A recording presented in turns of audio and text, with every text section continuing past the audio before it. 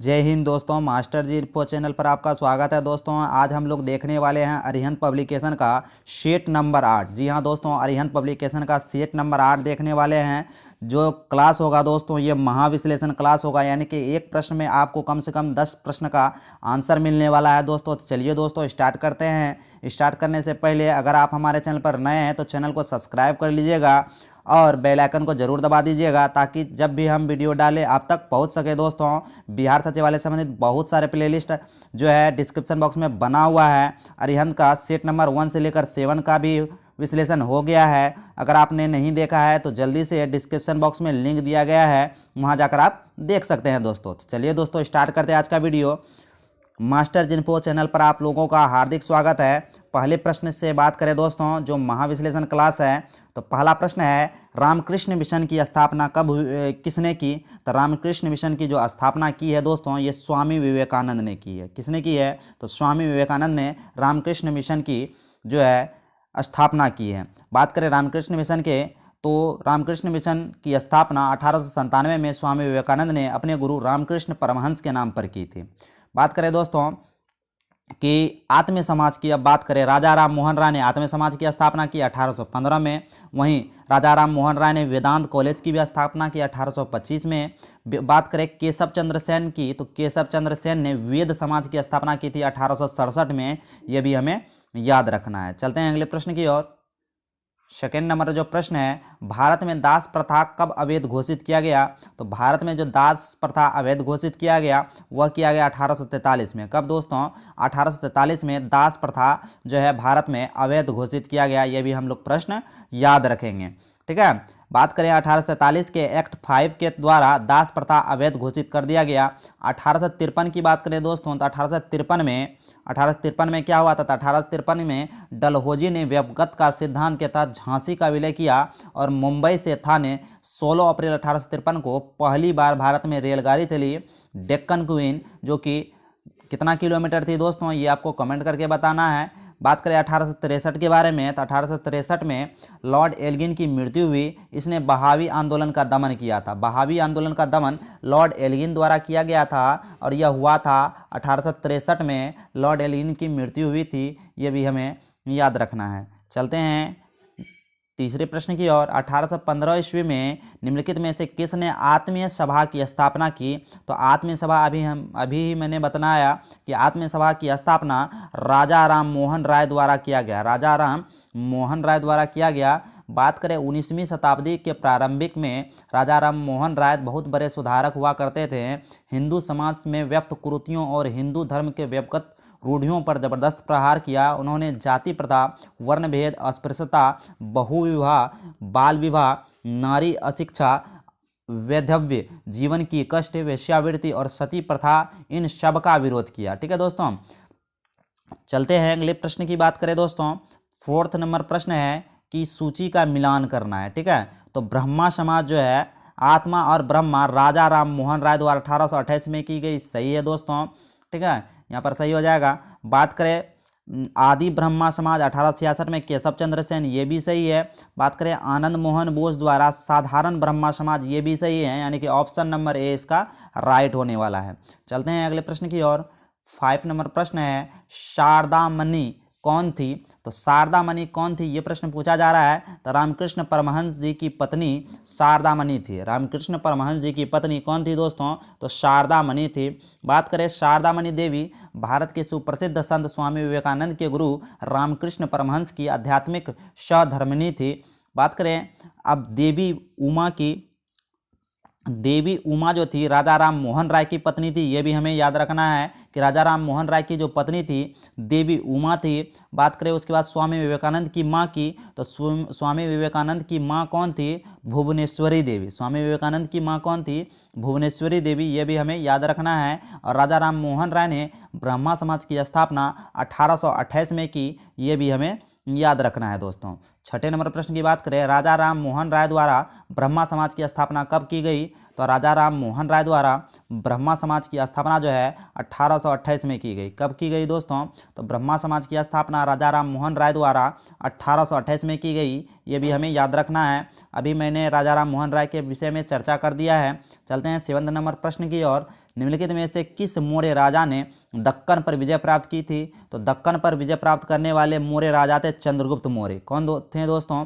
तो चंद्रगुप्त मौर्य थे। ठीक है, चंद्रगुप्त मौर्य थे। बात करें दोस्तों, सर्वप्रथम चंद्रगुप्त मौर्य द्वारा दक्कन पर विजय प्राप्त की गई थी।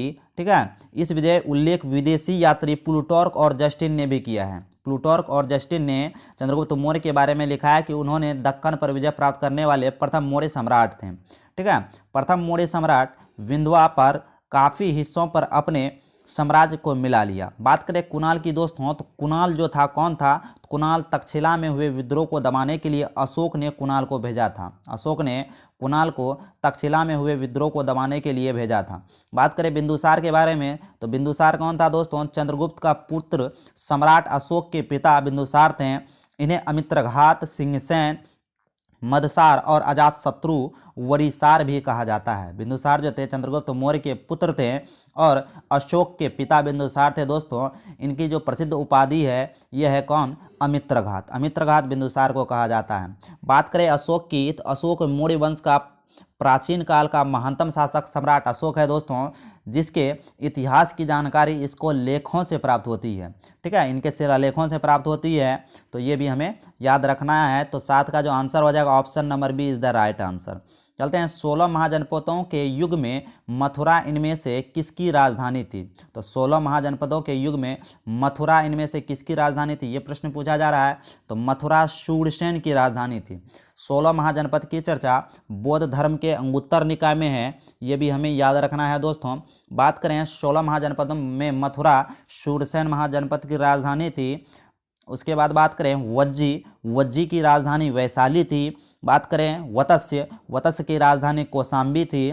बात करें काशी की राजधानी वाराणसी थी। और एक है दोस्तों मल्ल, जिसकी राजधानी पावा या कुशीनारा भी होता है। ठीक है, तो 16 महाजनपद की चर्चा बौद्ध धर्म के अंगुत्तर निकाय में है। ये भी हमें याद रखना है। चलते हैं अगले प्रश्न की ओर। 9 नंबर प्रश्न है, भारत में चिश्तिया सूफी मत स्थापित हुआ है। तो भारत में चिश्तिया सूफी मत को स्थापित किया है किसने? ये प्रश्न पूछा जा रहा है दोस्तों। इसका जो सही आंसर हो जाएगा ख्वाजा मोइनुद्दीन चिश्ती द्वारा। भारत में चिश्ती संप्रदाय के जो संस्थापक थे ख्वाजा मोइनुद्दीन चिश्ती थे। ये इनका सही आंसर होने वाला ऑप्शन नंबर बी। ठीक है, बात करें शेख मोइनुद्दीन चिश्ती 1192 ईस्वी में मोहम्मद गौरी के साथ भारत आए थे। ये भी कई बार पूछा गया है दोस्तों। मोइनुद्दीन चिश्ती जो थे किसके साथ भारत आए थे? तो मोहम्मद गौरी के साथ भारत आए थे और अपने खानकाह की स्थापना अजमेर में की थी। हजरत निजामुद्दीन औलिया इस संप्रदाय के महत्वपूर्ण संत थे। ठीक है, जिन्होंने भारत में सूफी मत के प्रचार में अपना योगदान दिया। तो निजामुद्दीन औलिया भी सूफी संघ से ही संबंधित थे। ये भी हमें याद रखना है। बात करें अगला जो है शेख बहाउद्दीन जकारिया। तो शेख बहाउद्दीन जकारिया की अगर बात करें दोस्तों, पहले अगला बात करते हैं शेख अहमद सरहिंद की। तो शेख अहमद सरहिंद जो थे नक्शबंदी सिलसिला के प्रमुख संत हैं। ठीक है, नक्शबंदी सिलसिला के प्रमुख संत हैं। उसके बाद बात करें दोस्तों, जो मस्जिद अलफ सानी के नाम से भी जाने जाते थे। शेख बहाउद्दीन जकरिया की अगर बात करें दोस्तों, तो ये जो थे इन्हें भारत के सुहरावर्दी संप्रदाय को लोकप्रिय बनाने का श्रेय दिया जाता है। चलते हैं अगले प्रश्न की ओर। अगला जो प्रश्न है, निम्नलिखित में से किस सुल्तान से निजामुद्दीन औलिया ने भेंट करने से इनकार कर दिया? किस सुल्तान से निजामुद्दीन औलिया ने भेंट करने से इनकार कर दिया? ये प्रश्न पूछा जा रहा है। तो 10 का जो यहाँ पर सही आंसर होने वाला है दोस्तों, तो देख लेते हैं। तो ये कौन सा हो जाएगा? ऑप्शन में चले जाते हैं दोस्तों। इसका जो ऑप्शन होगा ये होगा गयासुद्दीन तुगलक। गयासुद्दीन तुगलक से जो है निजामुद्दीन औलिया मिलने से इनकार कर दिया। बात है दोस्तों, गयासुद्दीन तुगलक ने औलिया को अतिशय लोकप्रियता से भयभीत होकर उन्हें दिल्ली छोड़ने का आदेश दिया था। ठीक है, गयासुद्दीन तुगलक ने क्या किया था कि निजामुद्दीन औलिया को दिल्ली छोड़ने का आदेश दिया था और उसके बाद बोला कि आप से हमें मिलना है, तो वो मिलने से वह इनकार कर दिए। चलते हैं बात करते हैं इसके विशेष कारण के रूप में। सबसे लोकप्रिय संत निजामुद्दीन औलिया 1238 से 1325 ईस्वी के लिए कहा जाता है कि इन्होंने दिल्ली के 7 सुल्तानों का दौर देखा था। सबसे लोकप्रिय जो निजामुद्दीन औलिया थे दोस्तों, इन्होंने दिल्ली के 7 सुल्तानों का कार्यकाल देखा था, ठीक है, किंतु ये किसी के दरबार में नहीं गए। निजामुद्दीन औलिया जो थे 7 सुल्तानों के कार्यकाल में तो थे, मगर ये किसी के दरबार में नहीं थे, किसी के दरबारी नहीं थी और दरबार में किसी के गए भी नहीं। 1238 में रजिया सुल्तान थी, उसके बाद मोइनुद्दीन बरहम शाह था, नसरुद्दीन मोहम्मद उसके बाद आया, उसके बाद बलबन आया, उसके बाद जलालुद्दीन खिलजी आया, उसके बाद अलाउद्दीन खिलजी आया, उसके बाद मुबारक शाह खिलजी आया, उसके बाद गियासुद्दीन तुगलक आया, मोहम्मद बिन तुगलक आया। मोहम्मद बिन तुगलक के समय में निजामुद्दीन औलिया की मृत्यु हो गई थी, ये भी हमें याद रखना है। तो निजामुद्दीन औलिया की मृत्यु मोहम्मद बिन तुगलक के समय हो गई थी और निजामुद्दीन औलिया किनसे मिलने से इनकार कर दिए, तो गियासुद्दीन तुगलक जो कि तुगलक वंश के संस्थापक थे, इनसे मिलने का इनकार कर दिए। 11 नंबर प्रश्न की बात करें दोस्तों, उच्चतम न्यायालय के न्यायाधीशों की संख्या में वृद्धि करने के किसके पास शक्ति है? तो ये जो शक्ति है दोस्तों, ये संसद के पास शक्ति है कि उच्चतम न्यायालय में न्यायाधीशों की संख्या वृद्धि की जाए या कमी की जाए। तो संविधान के अनुच्छेद 124 में, संविधान के आर्टिकल 124 में संसद के उच्चतम न्यायालय की स्थापना एवं गठन और अधिकारिता और शक्तियों का विनियमन करने की विधि का वर्णन है। राष्ट्रपति को शपथ उच्चतम न्यायालय के मुख्य न्यायाधीश ही दिलाते हैं, ये भी हमें याद रखना है दोस्तों। चलते हैं 12 नंबर प्रश्न की ओर। लोकसभा के लिए चुनाव में निर्वाचित होने के लिए किसी व्यक्ति के लिए न्यूनतम आयु सीमा कितनी है? तो लोकसभा का चुनाव लड़ने के लिए जो व्यक्तियों की न्यूनतम आयु होनी चाहिए, कम से कम 25 वर्ष होनी चाहिए दोस्तों। वहीं पूछे राज्यसभा की, तो राज्यसभा की कम से कम जो है दोस्तों 30 वर्ष होनी चाहिए। राज्यसभा सदस्य बनने के लिए कम से कम 30 वर्ष, वहीं राष्ट्रपति बनने के लिए कम से कम जो है 35 वर्ष, राज्यपाल बनने के लिए कम से कम 35 वर्ष, उपराष्ट्रपति बनने के लिए कम से कम 35 वर्ष की आवश्यकता होती है। वोट गिराने की उम्र जो है दोस्तों 18 वर्ष है, ये भी हमें याद रखना है। वहीं पंचायती राज चुनाव लड़ने के लिए कम से कम 21 वर्ष आपकी उम्र होनी चाहिए, यह भी हमें याद रखना है। चलते हैं 13वें नंबर प्रश्न की ओर। राजनीतिक शब्दावली में शून्यकाल का अर्थ क्या है? तो राजनीतिक शब्दावली में जो शून्यकाल का अर्थ है दोस्तों, वह क्या है, ये प्रश्न पूछा जा रहा है। तो 13 का यहाँ जो सही आंसर हो जाएगा प्रश्न उत्तर सत्र, यानी कि महत्वपूर्ण जो है प्रश्न को उठाया जाता है और उनका उत्तर दिया जाता है।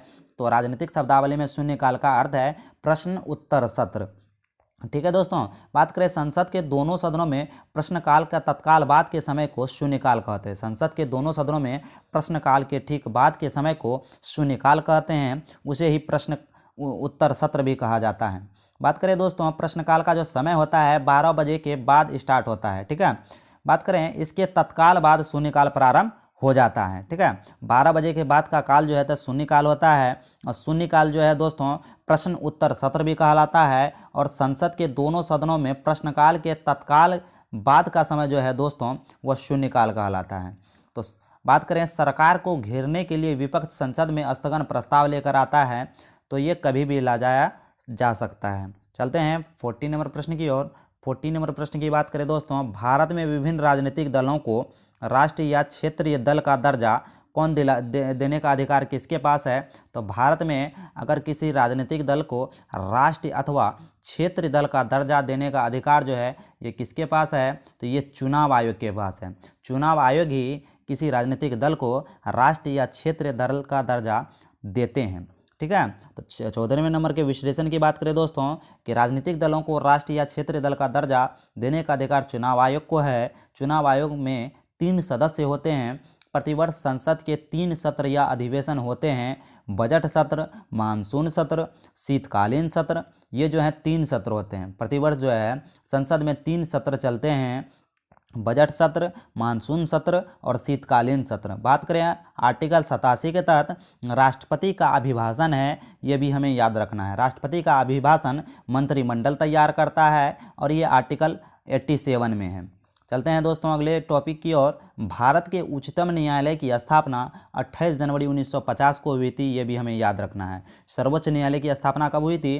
तो 28 जनवरी 1950 को सर्वोच्च न्यायालय की स्थापना हुई थी। राष्ट्रपति का जो भारत का एक राष्ट्रपति होगा आर्टिकल 52 के तहत आर्टिकल 54 के तहत राष्ट्रपति का चुनाव होगा, ये भी हमें याद रखना है। आर्टिकल 53 के तहत जो है कार्यपालिका का प्रधान राष्ट्रपति होगा, ये भी हमें याद रखना है। चलते हैं अगले प्रश्न की ओर। अगला जो प्रश्न है, भारत में निम्नलिखित में से किसके अंतर्गत पंचायती राज प्रणाली की व्यवस्था की गई है? तो पंचायती राज प्रणाली की यहाँ पर जो व्यवस्था की गई है किसके शासन इसका जो आंसर हो जाएगा राज्य के नीति निर्देशक सिद्धांत द्वारा। भारत में पंचायती राज प्रणाली की व्यवस्था राज्य के नीति निर्देशक सिद्धांत द्वारा की गई है, ये भी हम लोगों को याद रखना है। अनुच्छेद 40 में यह प्रावधान है कि राज्य के नीति निर्देशक सिद्धांत के तहत राज्य में ग्राम पंचायतों का गठन किया जाए। बात करें दोस्तों मौलिक अधिकार की, तो मौलिक अधिकार आर्टिकल 12 से लेकर 35 तक है, ये भी हमें याद रखना है। मौलिक कर्तव्य की बात करें तो आर्टिकल 51 का ए में है, ये भी हमें याद रखना है। नीति निर्देशक सिद्धांत की बात करें तो आर्टिकल 36 से लेकर 51 तक है, ये भी हमें याद रखना है दोस्तों।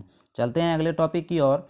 16वां नंबर प्रश्न है, लोकसभा की कार्यवाही में भाग लेने का अधिकार किसे नहीं है? तो लोकसभा की कार्यवाही में भाग लेने का जो अधिकार है दोस्तों वो भारत के राष्ट्रपति के सचिव को नहीं है। भारत के राष्ट्रपति के सचिव को लोकसभा की कार्यवाही में भाग लेने का अधिकार नहीं है, लेकिन नियंत्रक और महालेखा परीक्षक ले सकता है, अटॉर्नी जनरल महान्यायवादी ले सकता है, महान्यायाभिकर्ता यानी कि सॉलिसिटर जनरल ये भी भाग ले सकता है, लेकिन भारत के राष्ट्रपति के सचिव भाग नहीं ले सकते हैं। 17 नंबर प्रश्न है, भारत के राष्ट्रपति को विशिष्ट केंद्र राज्य राजकोषीय संबंधों के बारे में सुझाव किसके द्वारा दिया जाता है? तो यहाँ जो सुझाव देते हैं दोस्तों वित्त आयोग देते हैं। कौन देते हैं सुझाव? तो वित्त आयोग जो है यह सुझाव देते हैं। वित्त आयोग की स्थापना आर्टिकल 280 के द्वारा की जाती है। वहीं बात करें भारतीय रिजर्व बैंक की स्थापना 1935 में 1 जुलाई 1935 में हुई थी। योजना आयोग का गठन 15 मार्च 1950 को हुआ था। वहीं योजना आयोग के स्थान पर ही जो है नीति आयोग लाया गया, जिसकी स्थापना 1 जनवरी 2015 को हो गई। चलते हैं 18वें नंबर प्रश्न की बात करें दोस्तों। राष्ट्रीय कृषि और ग्रामीण विकास बैंक की स्थापना किस पंचवर्षीय योजना में हुई थी?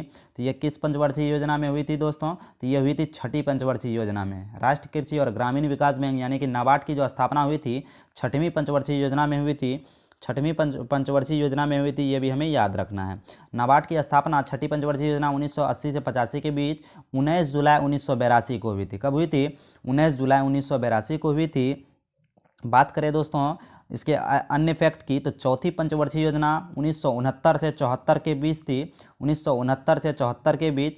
5वीं पंचवर्षीय योजना की बात करें दोस्तों तो 5वीं पंचवर्षीय योजना 1974 से 79 तक रही थी। 8वीं पंचवर्षीय योजना की बात करें 1992 से 97 तक रहा था, ये भी हम लोगों को याद रखना है। 19 नंबर प्रश्न है, भारतीय जीवन बीमा निगम यानी कि LIC की स्थापना तो 1956 में LIC का स्थापना हुई थी, ये भी हमें याद रखना है।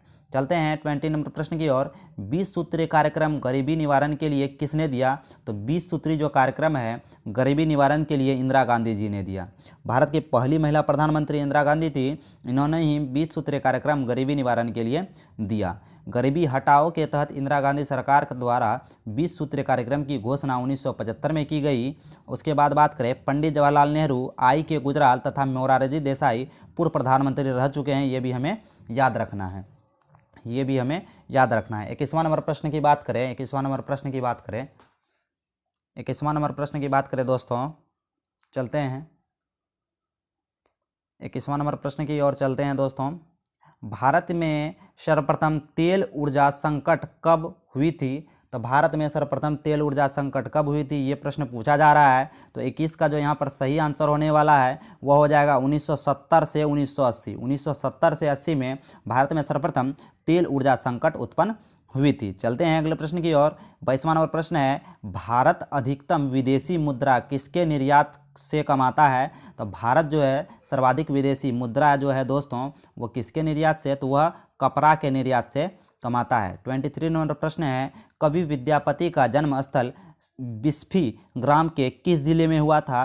तो कवि विद्यापति का जो जन्म है जो है यह दरभंगा जिले में हुआ था। कहाँ हुआ था दोस्तों? तो यह दरभंगा जिले में हुआ था, ये भी हमें याद रखना है। चलते हैं अगले प्रश्न की ओर। 24 नंबर प्रश्न की बात करें 24 नंबर प्रश्न है, पटना कलम के अंतर्गत निर्मित चित्रों में सामान्यतः किस विषय का चित्रण दिया गया है? तो पटना कलम की चित्रकारी में जो है दोस्तों, यह किसके बारे में चर्चा किया गया है, ये प्रश्न पूछा जा रहा है। तो बिहार के सामान्य जनजीवन के बारे में पटना कलम में चर्चा है। ठीक है दोस्तों, किसमें? पटना कलम में चर्चा किसकी है? तो बिहार के जो है बिहार का सामान्य जनजीवन की चर्चा है, जिनमें दैनिक जीवन, मांगलिक पर्व, वस्तु, दृश्य, पशु पक्षी आदि का चित्रण जो है पटना कलम में किया जाता है। पटना कलम की बात करें दोस्तों, तो पटना कलम के प्रसिद्ध चित्रकार जो थे ईश्वरी प्रसाद वर्मा थे। पटना कलम के प्रसिद्ध चित्रकार कौन थे? तो ईश्वरी प्रसाद वर्मा थे, ये भी हमें याद रखना है। यूरोपीय पुनर्जागरण की बात करें तो यूरोपीय पुनर्जागरण लियोनार्डो दा विंची द्वारा कृत मोनालिसा का चित्र है। तो ये भी प्रश्न पूछा जाता है कि मोनालिसा के चित्र के निर्माता कौन है? तो लियोनार्डो दा विंची हैं। यह एक विचारमग्न स्त्री का चित्रण है जो हल्की मुस्कान लिए है। यह संसार के संभवतः सबसे प्रसिद्ध पेंटिंग है। ठीक है दोस्तों, सबसे प्रसिद्ध पेंटिंग है, ये भी हमें याद रखना है, मोनालिसा, जिसके निर्माता लियोनार्डो दा विंची थे। 25 नंबर प्रश्न की बात करें दोस्तों, वर्ष 2011 की जनगणना रिपोर्ट के अनुसार किस राज्य में साक्षरता दर सबसे कम है? तो किस राज्य में साक्षरता दर सबसे कम है? तो बिहार राज्य में साक्षरता दर जो है दोस्तों 2011 के अनुसार सबसे कम है। बात करें न्यूनतम साक्षरता प्रतिशत वाले 3 राज्य, तो सबसे कम बिहार में है, उससे थोड़ा ज़्यादा अरुणाचल प्रदेश में, उससे थोड़ा ज़्यादा राजस्थान में। ठीक है, बात करें दोस्तों सर्वाधिक साक्षरता प्रतिशत वाले 3 राज्य की, तो सर्वाधिक जो साक्षरता प्रतिशत है वो केरल में है। सर्वाधिक जो है केरल में सर्वाधिक है, वहीं बिहार में सबसे कम है, ये भी हमें याद रखना है। तो सर्वाधिक केरल में, उसके बाद सर्वाधिक मिजोरम में, उसके बाद गोवा में, ये भी हमें याद रखना है। तो चलते हैं अगले प्रश्न की ओर। अगला प्रश्न है, भारत में चालू मूल्यों पर प्रति व्यक्ति न्यूनतम आय वाला राज्य। तो भारत में चालू मूल्यों पर जो है प्रति व्यक्ति न्यूनतम आय वाला राज्य कौन सा है? तो ये राज्य जो है दोस्तों ये बिहार हो जाएगा। कौन सा राज्य हो जाएगा? बिहार। भारत में चालू मूल्यों पर प्रति व्यक्ति न्यूनतम आय वाला राज्य बिहार है, ये भी हमें याद रखना है। 27 नंबर प्रश्न की बात करें, सुमेलित करें, सुमेलित करना है यहाँ दोस्तों। तो ये जो है अभ्रक कहाँ हो जाएगा? तो अभ्रक हो जाएगा गया में। अभ्रक कहाँ हो जाएगा? तो अभ्रक गया में हो जाएगा। सोना कहाँ हो जाएगा दोस्तों? तो सोना हो जाएगा मुंगेर में। सोना कहाँ हो जाएगा? मुंगेर में। वहीं डोलामाइट कहाँ हो जाएगा? तो डोलामाइट रोहतास में हो जाएगा। वहीं पेट्रोलियम कहाँ हो जाएगा? तो पेट्रोलियम किशनगंज में हो जाएगा। यानी कि आंसर जो होगा 2143 इसका सही आंसर होने वाला है दोस्तों। तो 2143 जो ऑप्शन नंबर सी है इसका राइट आंसर हो जाएगा। चलते हैं नेक्स्ट क्वेश्चन की ओर। बिहार में मक्का अनुसंधान केंद्र कहाँ अवस्थित है? तो बिहार में मक्का अनुसंधान केंद्र जो अवस्थित है वह बेगूसराय में अवस्थित है। कहाँ अवस्थित है? बेगूसराय में अवस्थित है। बेगूसराय में मक्का अनुसंधान केंद्र अवस्थित है। वहीं लीची अनुसंधान केंद्र मुजफ्फरपुर में अवस्थित है, ये भी हमें याद रखना है। बात करें उसके बाद फतुहा पटना में दोस्तों बिहार स्टेट स्कूटर्स लिमिटेड स्थित है। Bihar state scooter limited Patna में स्थित है, ये भी हमें याद रखना है। 29 नंबर प्रश्न, दलहन केंद्र की स्थापना बिहार के किस शहर में की गई है? तो दलहन केंद्र की स्थापना मोकामा में की गई है। कहाँ की गई है? मोकामा में की गई है, ये भी हमें याद रखना है। बात करें दोस्तों तंबाकू और बीड़ी पत्ता उद्योग मुंगेर में किया गया है। तंबाकू और बीड़ी पत्ता उद्योग मुंगेर में किया गया है। वहीं मोतीलाल जूट मिल दरभंगा में किया गया है। मोतीलाल जूट मिल दरभंगा में किया गया है। वहीं भागलपुर की बात करें दोस्तों तो Bihar state silk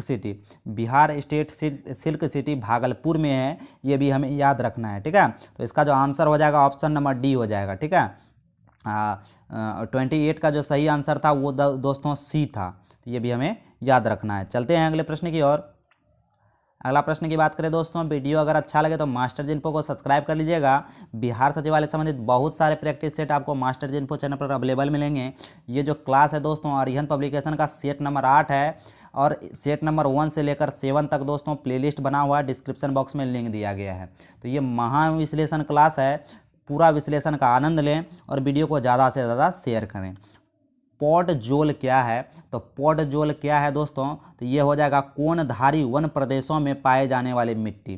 podzol कोणधारी one प्रदेशों में पाए जाने वाली मिट्टी है दोस्तों। ठीक है, चलते हैं इसके विश्लेषण के बारे में।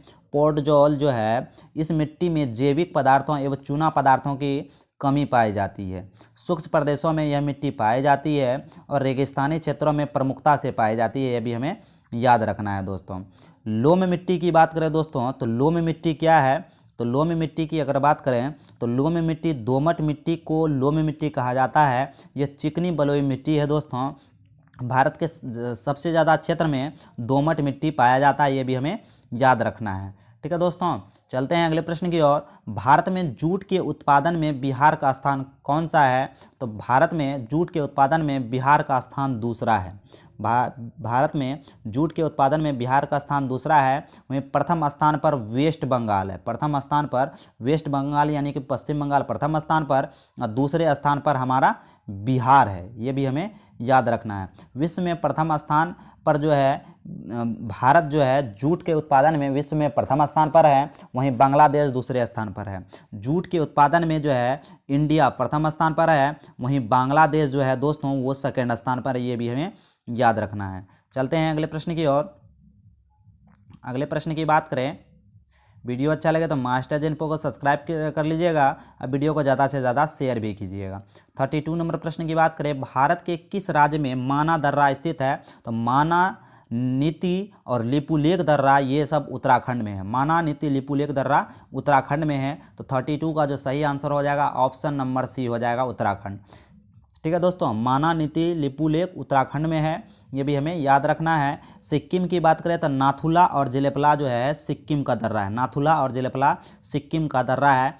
उसके बाद अरुणाचल प्रदेश की बात करें तो अरुणाचल प्रदेश में बोमडीला दर्रा अरुणाचल प्रदेश, दीफू दर्रा अरुणाचल प्रदेश, थांगपा दर्रा अरुणाचल प्रदेश, ये भी हमें याद रखना है। उत्तर प्रदेश की बात करें तो यहाँ जो है एक भी दर्रा मौजूद नहीं है, तो उत्तर प्रदेश में एक भी दर्रा मौजूद नहीं है। तो 32 का जो सही आंसर हो जाएगा option number C is the right answer.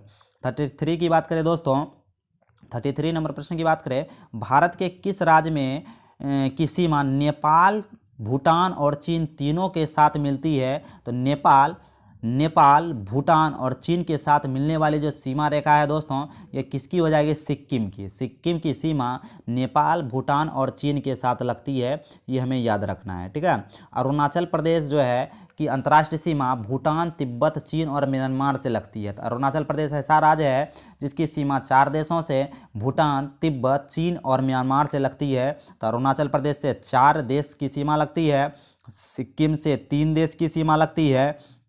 वहीं मेघालय की बात करें तो मेघालय से जो है दोस्तों एक ही सीमा लगती है, वो है बांग्लादेश की। मेघालय की एक से सीमा लगती है बांग्लादेश के।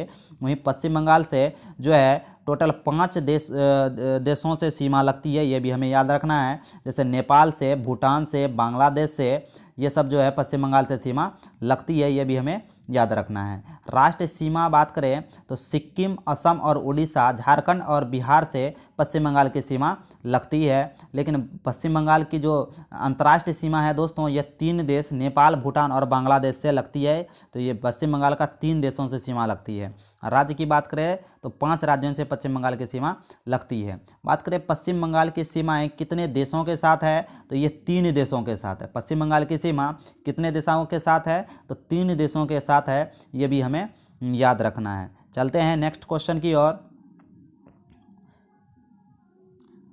35 नंबर प्रश्न है, निम्नलिखित में से कौन सा जिला गंगा किनारे स्थित नहीं है। तो गंगा किनारे स्थित नहीं है जिला, तो ये पूर्णिया जिला जो है गंगा के किनारे स्थित नहीं है। जबकि वैशाली, बेगूसराय, कटिहार जो है दोस्तों यह है गंगा के किनारे अवस्थित है। चलते हैं अगले प्रश्न की ओर। 36 नंबर प्रश्न है, निम्नलिखित में से कौन सी नदी अरब सागर में नहीं गिरती है। तो अरब सागर में नहीं गिरने वाली जो नदी हो जाएगी यहाँ, ये हो जाएगी तुंगभद्रा। तुंगभद्रा अरब सागर में नहीं गिरती है। जो अन्य जैसे साबरमती, मंडोवी और नर्मदा अरब सागर में गिरने वाली नदी है, तो ये भी हमें याद रखना है। चलते हैं नेक्स्ट क्वेश्चन की ओर। इंद्रावती जल विद्युत परियोजना किस राज्य में है। तो इंद्रावती जल विद्युत परियोजना 37 का जो यहाँ सही आंसर होने वाला है उड़ीसा में है। इंद्रावती जल विद्युत परियोजना उड़ीसा में है, ये भी हमें याद रखना है। 38 नंबर प्रश्न, पुराने लिच्छवी राज्य की राजधानी कहाँ है। तो पुराने लिच्छवी राज्य की जो राजधानी हो जाएगी ये हो जाएगी वैशाली में। पुराने लिच्छवी राज्य की राजधानी वैशाली में हो जाएगी, ये भी हमें याद रखना है दोस्तों। बात करें इसके विश्लेषण के बारे में तो पुराने लिच्छवी राज्य की राजधानी वैशाली है, जैनियों की 24वें तीर्थकर एवं जैन धर्म के वास्तविक संस्थापक महावीर स्वामी का जन्म वैशाली के कुंडल ग्राम में हुआ था, ये भी हमें याद रखना है। बात करें दोस्तों ये वैशाली में ही द्वितीय बौद्ध संगति 382 ईस्वी पूर्व में कालाशौक के शासनकाल में बुलाई गई थी, जिसकी अध्यक्षता यानी कि द्वितीय बौद्ध संगति की अध्यक्षता शाबक मीर ने की थी, ये भी हमें याद रखना है। बात करें दोस्तों पाटलिपुत्र के बारे में, तो पाटलिपुत्र के बारे में 255 ईस्वी पूर्व सम्राट अशोक के समय मोगलीपुत्तिस की अध्यक्षता में तीसरी बौद्ध संगति का आयोजन जो है पाटलिपुत्र में किया गया, ये भी हमें याद रखना है। बात करें दोस्तों नालंदा के बारे में, नालंदा विश्वविद्यालय की स्थापना नालंदा के ही निकट पावापुरी में महावीर स्वामी की मृत्यु हुई थी। और नालंदा विश्वविद्यालय की स्थापना किसने की थी, तो कुमारगुप्त प्रथम ने किया था नालंदा विश्वविद्यालय की स्थापना कुमारगुप्त ने, ठीक है, ये गुप्त वंश के शासक थे। बात करें बख्तियार खिलजी द्वारा नालंदा विश्वविद्यालय को नष्ट कर दिया गया, ये भी हमें याद रखना है। चलते हैं गया के बारे में, तो कुछ विशेष नहीं है दोस्तों, बोध गया जहाँ की महात्मा बुद्ध को ज्ञान की प्राप्ति हुई, ये हम लोगों को याद रखना है, काफ़ी इंपॉर्टेंट है, बार बार पूछा जाता है। 39 नंबर प्रश्न है, शाहजानंद सरस्वती द्वारा 1929 में बिहार में बिहार प्रांत किसान सभा बुलाई गई थी, किस लिए बुलाई गई थी, ये प्रश्न पूछा जा रहा है। तो ये जो है जमींदारों द्वारा गरीबी किसान को अधिकारों को आक्रमण विरोध में बुलाया गया था, ठीक है, जमींदार जो गरीब किसानों पर आक्रमण कर रहे हैं, इसके लिए यह सभा शाहजानंद सरस्वती द्वारा बिहार प्रांत किसान सभा बुलाई गई थी, ठीक है। 1929 में यह सभा बुलाई गई थी दोस्तों। नवंबर 1929 में सोनपुर मेला के अवसर पर आयोजित यह सभा थी, ठीक है, ये भी हमें याद रखना है। चलते हैं अगले प्रश्न की ओर। 14 नंबर प्रश्न है, वैश्विक खाद्य सुरक्षा सूचकांक 2021 में भारत किस स्थान पर है, तो वैश्विक खाद्य सुरक्षा सूचकांक 2021 में जो भारत का स्थान है दोस्तों, यह कौवां हो जाएगा, तो ये 71वां हो जाएगा, कौवां हो जाएगा, 71वां हो जाएगा। 41 नंबर प्रश्न है, भारत का पहला कृषि आधारित सोलर प्लांट कहाँ स्थापित किया गया है, तो इसका जो सही आंसर होने वाला है दोस्तों, यह राजस्थान में स्थापित किया गया है भारत का पहला कृषि आधारित सोलर प्लांट, ठीक है। चलते हैं नेक्स्ट क्वेश्चन की ओर। देश का पहला वन चिकित्सा केंद्र कहाँ खोला गया है, तो देश का पहला वन चिकित्सा केंद्र जो खोला गया है, यह उत्तराखंड में खोला गया है, ये भी हमें याद रखना है। 43 नंबर प्रश्न है, किस देश ने वर्ष 2030 तक दुनिया का सबसे बड़ा पवन ऊर्जा संयंत्र स्थापित किया है, तो सबसे बड़ा जो पवन ऊर्जा संयंत्र स्थापित किया है वह दक्षिणी कोरिया ने स्थापित किया है। 2030 तक दुनिया का सबसे बड़ा पवन ऊर्जा संयंत्र स्थापित करने वाला देश हो जाएगा दक्षिणी कोरिया। चलते हैं 44 नंबर प्रश्न की ओर। टाइम्स हायर एजुकेशन द्वारा जारी वर्ल्ड वाइड यूनिवर्सिटी रैंकिंग 2022 में किस यूनिवर्सिटी को प्रथम स्थान प्राप्त हुआ है, तो ये जो यूनिवर्सिटी है दोस्तों, ऑक्सफोर्ड यूनिवर्सिटी को प्रथम स्थान प्राप्त हुआ है, ये भी हमें याद रखना है। चलते हैं नेक्स्ट क्वेश्चन की ओर। 45 नंबर प्रश्न की ओर। हाल ही में बिहार के किस महिला को राष्ट्रीय फ्लोरेंस नाइटिंगेल अवार्ड से बिहार के किस महिला को सम्मानित किया गया है, तो यहाँ जो सही आंसर होने वाला है दोस्तों, रंजू कुमारी को, जो है बिहार की है रंजू कुमारी, इन्हें फ्लोरेंस नाइटिंगेल अवार्ड से सम्मानित किया गया है। 46 नंबर प्रश्न है, बिहार के पहले ट्रांसजेंडर कांस्टेबल कौन बने हैं, तो बिहार के पहले ट्रांसजेंडर कांस्टेबल जो बने हैं दोस्तों, यह कौन बने हैं, उचित राज जो हैं बिहार के पहले ट्रांसजेंडर कांस्टेबल बने हैं, ये भी हमें याद रखना है। चलते हैं 47 नंबर प्रश्न की ओर। अंतर्राष्ट्रीय टाइगर दिवस कब मनाया जाता है, तो अंतर्राष्ट्रीय जो टाइगर दिवस मनाया जाता है दोस्तों, यह 29 जुलाई को मनाया जाता है। 29 जुलाई को अंतर्राष्ट्रीय टाइगर दिवस मनाया जाता है, ये हम लोगों को याद रखना है। 29 जुलाई को अंतर्राष्ट्रीय टाइगर दिवस मनाया जाता है, ये भी हम लोगों को याद रखना है। चलते हैं नेक्स्ट क्वेश्चन की ओर। नेक्स्ट क्वेश्चन है, द्रोणाचार्य पुरस्कार की शुरुआत कब हुई, तो द्रोणाचार्य पुरस्कार की जो शुरुआत हुई है 1985 से हुई है। 1985 से द्रोणाचार्य पुरस्कार प्रारंभ हुआ है, ये भी हम लोगों को याद रखना है। 1961 से जो स्टार्ट हुआ है, कौन सा स्टार्ट हुआ है, तो खिलाड़ियों को दिया जाने वाला जो पुरस्कार है, ये अर्जुन पुरस्कार 1961 से स्टार्ट हुआ है। चलते हैं नेक्स्ट क्वेश्चन की ओर, 49वें प्रश्न की ओर। निम्न विख्यात खिलाड़ियों में से राजीव गांधी खेल रत्न पुरस्कार पाने वाले पहले व्यक्ति, तो राजीव गांधी खेल रत्न पुरस्कार पाने वाले पहले व्यक्ति कौन है, तो ये पहले व्यक्ति विश्वनाथ आनंद हो जाएंगे, चेस मास्टर विश्वनाथ आनंद को राजीव गांधी खेल रत्न पुरस्कार पाने वाले यह प्रथम व्यक्ति थे भारत के, ठीक है। तो अगले प्रश्न की बात करें दोस्तों, अगला जो प्रश्न है 50 नंबर प्रश्न है, निम्नलिखित में से अमृत और विष पुस्तक किसकी है, तो अमृत और विष जो पुस्तक है, ये पुस्तक है अमृतलाल नागर की। अमृतलाल नागर की कौन सी पुस्तक है, अमृत और विष। अब जो हम लोग देखने वाले हैं दोस्तों पार्ट 2 में विज्ञान के प्रश्न देखने वाले हैं। विज्ञान के टोटल 25 प्रश्न होते हैं। तो 51 नंबर प्रश्न की बात करें, कशेरुका मानव शरीर के किस शारीरिक तंत्र का एक हिस्सा है? तो कशेरुका जो है मानव शरीर के किस अंग का हिस्सा है? ये प्रश्न पूछा जा रहा था, मेरुदंड का हिस्सा है। कशेरुका मेरुदंड का, मानव शरीर के मेरुदंड का हिस्सा कशेरुका है। ये हम लोगों को याद रखना है। मनुष्य के कशेरुकी दंड में 33 कशेरुकाएँ होती हैं। कितनी कशेरुकाएँ होती हैं? तो 33 कशेरुकाएँ होती है। बात करें दोस्तों अगले प्रश्न की, तो अगला जो प्रश्न है 52 नंबर प्रश्न है, मेलाटोनिन जो है वायरस के प्रवेश को रोकने हेतु कोशिकाओं में प्रोटीन का एनकोड करता है। वायरस को क्या है दोस्तों? यहाँ वायरस हो जाएगा। मेलाटोनिन वायरस के प्रवेश को रोकने हेतु कोशिकाओं में प्रोटीन का एनकोड करता है। चलते हैं नेक्स्ट प्रश्न की ओर। 53 नंबर प्रश्न है, वह न्यूनतम तापमान जिस पर कोई पदार्थ आग पकड़ता है क्या कहलाता है? तो वह न्यूनतम तापमान जिस पर कोई आग पकड़ता है तो वह कहलाता है ज्वलन तापमान। क्या कहलाता है? ज्वलन तापमान कहलाता है। नेक्स्ट प्रश्न की बात करें, 54 नंबर प्रश्न है, निम्न में से कौन सा शरीर का अंग एक फैली हुई रबर शीट की तरह व्यवहार करता है? तो फैली हुई रबर शीट की तरह जो व्यवहार करने वाला अंग है दोस्तों, यह कान का पर्दा है। क्या है दोस्तों? कान का पर्दा जो है एक फैली हुई रबर की शीट की तरह व्यवहार करता है। बात करें, कोई भी ध्वनि इस पर्दे पर जो कंपन पैदा करती है वह छोटी हड्डियों के माध्यम से भीतर कान तक पहुंचती है। भीतरी कान से ही यह मस्तिष्क तक पहुंचती है, तब हम कुछ सुन पाते हैं। चलते हैं नेक्स्ट प्रश्न की ओर। 55 नंबर प्रश्न है कि पानी की टंकी ऊपर से देखने पर कम गहरी दिखाई देने का कारण क्या है? तो 55 का जो यहाँ पर सही आंसर होने वाला है दोस्तों, यह किस कारण से होता है? तो अपवर्तन के कारण। अपवर्तन के कारण ही हमें जो है मछली नीचे रहती है लेकिन हमें ऊपर दिखाई देती है, और यही कारण है कि पानी की टंकी ऊपर से देखने पर कम गहराई दिखाई देती है, अपवर्तन के कारण ही, प्रकाश के अपवर्तन के कारण ही। चलते हैं नेक्स्ट क्वेश्चन की ओर दोस्तों।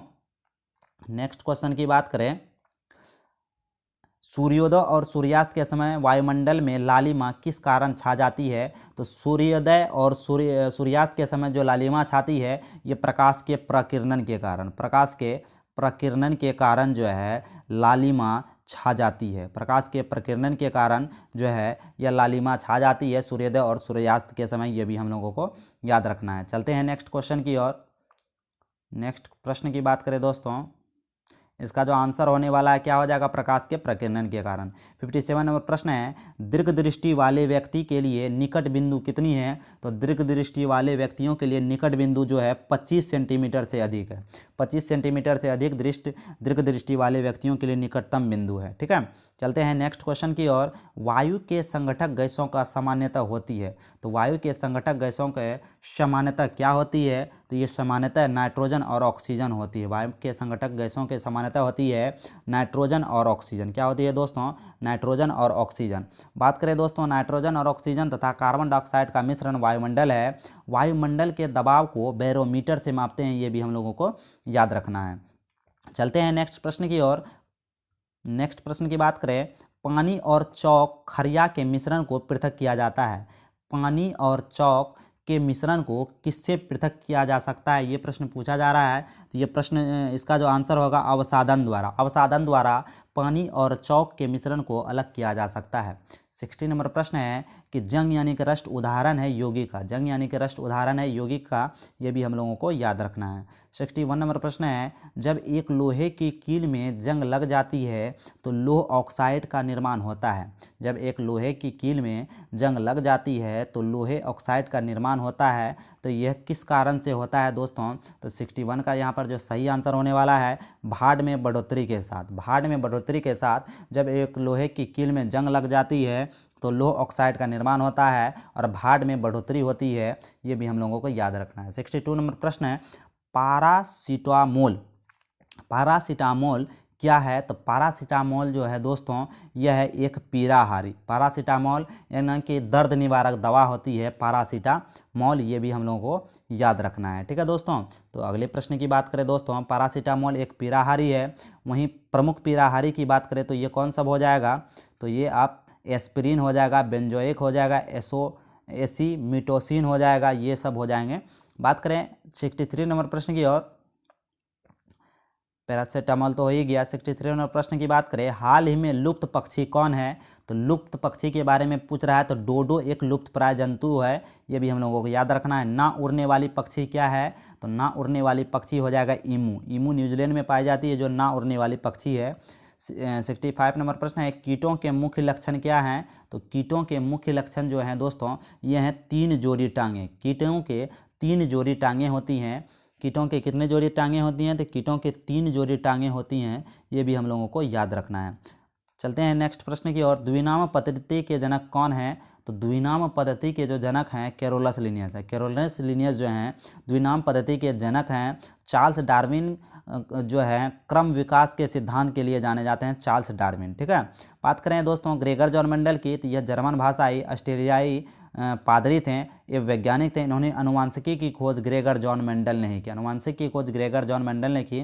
बात करें दोस्तों अगले प्रश्न की, तो 66 का आंसर हो जाएगा option number C, right answer. 67 में प्रश्न है, स्तनधारियों का सबसे महत्वपूर्ण लक्षण क्या है? तो स्तनधारियों का जो सबसे महत्वपूर्ण लक्षण है 4 कोष्ठकीय हृदय। स्तनधारियों का सबसे महत्वपूर्ण लक्षण क्या है? तो 4 कोष्ठीय हृदय। मेढक में 3 कोष्ठीय होता है, मेढक में 3 कोष्ठक होता है हृदय। वहीं चिड़िया में 4 कोष्ठक होता है, यानी कि चिड़िया में चार भागों में बटा हुआ हृदय होता है। वहीं कॉकरोच में 13 भागों में बटा हुआ हृदय होता है। तो ये भी हम लोगों को याद रखना है। चलते हैं नेक्स्ट प्रश्न की ओर, मछली वर्ग की पहचान किस अंग से होती है? तो मछली वर्ग की जो पहचान होती है दोस्तों, यह ग्रास्य गीलों द्वारा होता है। ग्रास्य गीलों द्वारा मछली वर्ग की पहचान होती है। 69 नंबर प्रश्न है, व्हेल एक स्तनधारी है क्योंकि? व्हेल जो है एक स्तनधारी है क्योंकि इसमें 4 कोष्ठक यानी कि 4 हृदय में चेंबर पाए जाते हैं, इसीलिए व्हेल जो है एक स्तनधारी के रूप में आया जाता है। और इस व्हेल जो है बच्चे देती है, अंडे नहीं देती है, ये भी हम लोगों को याद रखना है। चलते हैं नेक्स्ट क्वेश्चन की ओर, जीव विज्ञान के जनक कौन हैं? तो जीव विज्ञान के जो यहाँ जनक हो जाएंगे दोस्तों अरस्तु हो जाएंगे। जीव विज्ञान के जनक अरस्तु हैं, ये भी हम लोगों को याद रखना है। 71 नंबर प्रश्न है, वर्गीकरण के आधार की इकाई क्या है? तो वर्गीकरण के जो आधार की इकाई हो जाएगी स्पेसीज हो जाएगी। वर्गीकरण के आधार की इकाई क्या हो जाएगी? तो वर्गीकरण के आधार की इकाई जो है स्पेसीज हो जाएगी। वंश जीव वैज्ञानिक वर्गीकरण में जीवों की वर्गीकरण की एक श्रेणी होती है, तो स्पेसीज जो है ये वंश होता है। क्या होता है दोस्तों? वंश होता है, ये भी हम लोगों को याद रखना है। ठीक है। तो 71 का जो सही आंसर हो जाएगा ये ऑप्शन नंबर बी होने वाला है।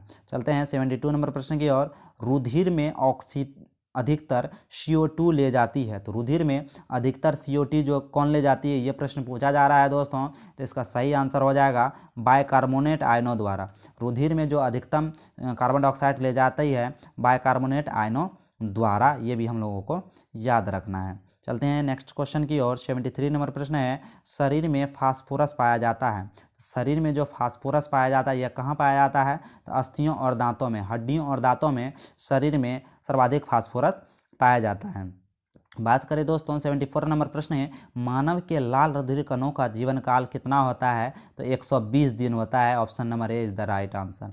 चलते हैं लास्ट प्रश्न की ओर। 75 नंबर प्रश्न है, शरीर में सबसे बलशाली पेशी पाई जाती है। तो शरीर में जो सबसे बलशाली पेशी है वह जबड़े की पेशी है। शरीर में सबसे बलशाली पेशी जबड़े की पेशी है, ये भी हम लोगों को याद रखना है। बात करें 75 तो हो गया। 76 की बात करें दोस्तों, तो 76 मैथ का प्रश्न है कि जो है मैथ का प्रश्न है कि बी के वजन से 20% अधिक, जिसका वजन सी है के वजन से 30% अधिक, तो ए का वजन क्या है? ठीक है।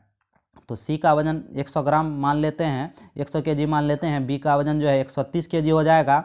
वहीं ए का वजन पूछे तो ए का वजन अगर पूछ ले तो क्या करेंगे, बी का वजन गुना कर देंगे,